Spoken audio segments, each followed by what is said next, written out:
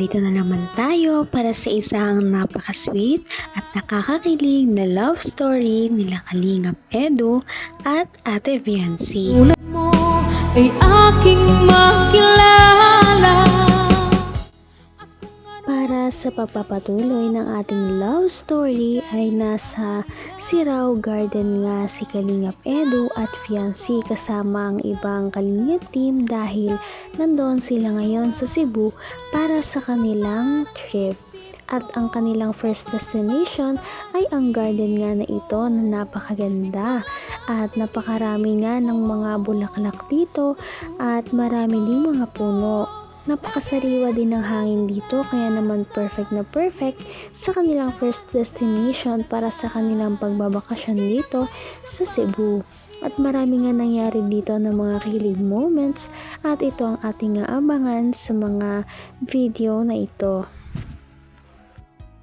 Nagulat nga si Ate Viancy noong bigla-bigla na lamang lumuhod si Kalingap Edu sa kanyang harapan at hindi niya alam kung ano ang kanyang gagawin. Nangihiga po kayo, ma. Ito din po ako makakuha. Joke lang. Nainitan lang ako eh. Joke lang. Tara, picture tayo.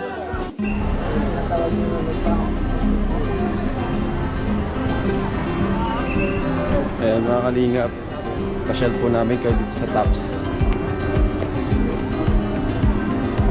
Parang nasa ibang bansa mga kalingap. Let's go guys!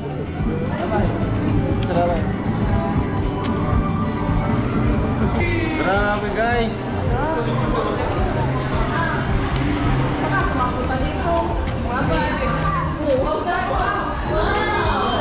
Oh, agad ha?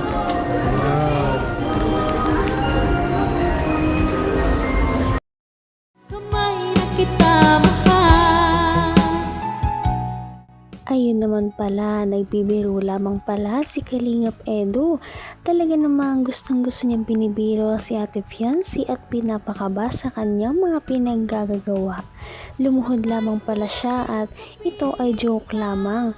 Ay gusto niya lang naman palang tumakas sa init dahil medyo mainit nga noong mga time daw na iyon. Kinabahan naman si Ate Viancy kaya sabi niya na uupo na lamang din daw siya dahil nahihiya na nga siya sa mga tao. Talagang nagtawanan na lamang silang dalawa pagkatapos ng kanilang ginawa. Pagkatapos nito ay lumipat na nga sila sa ibang lugar at para makita rin nila ang ibang tanawin sa parte ng kanilang pinuntahan noon.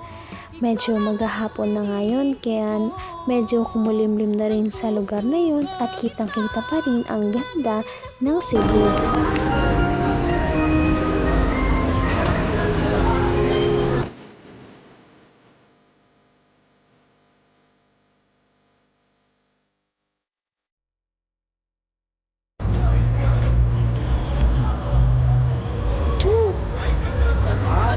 Parang nasa ibang bansa. Parang nasa ibang bansa.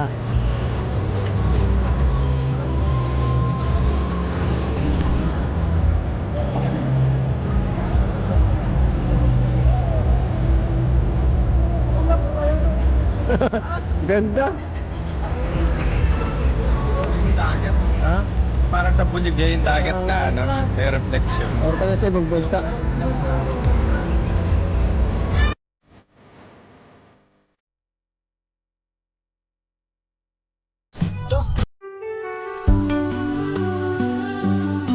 Hindi ko naman akalain na hindi ko rin Grabe at may pa-holding hands pa talaga ang dalawa.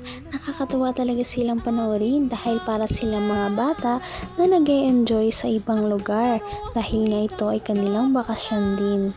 Napakaganda rin pala ng Cebu. Kung tutuusin ay para na itong galing sa ibang bansa.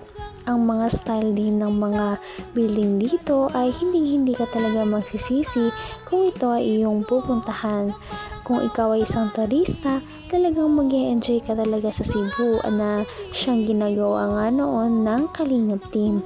At lahat ng yon ay pagpapasalamat nila sa kanilang mga sponsors dahil hindi daw ito mangyayari at hindi sila makakapunta sa ganoong mga lugar kung hindi dahil sa kanilang mga sponsors na talaga namang matyagang nagbibigay sa kanila ng mga financial budget para makapag-enjoy sila sa kanilang mga bakasyon. Gain dagat na, may reflection. Para tayo sa ibang bansa.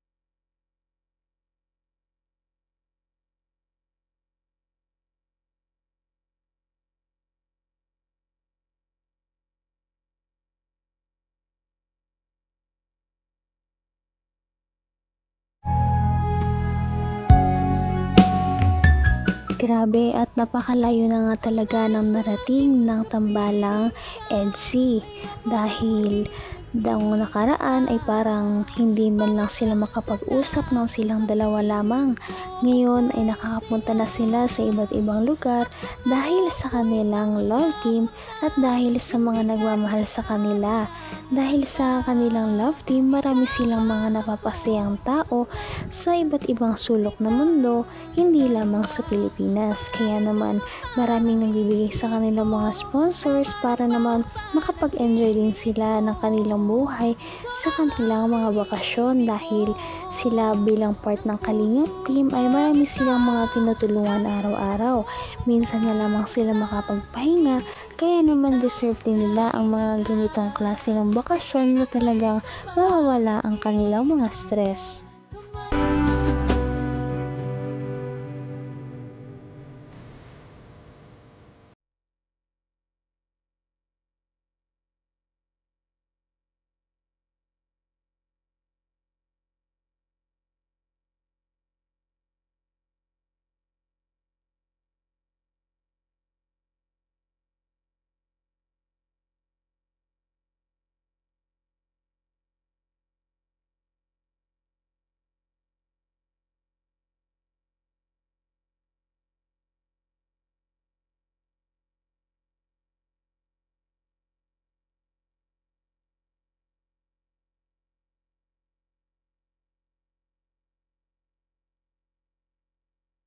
Nagustuhan mo?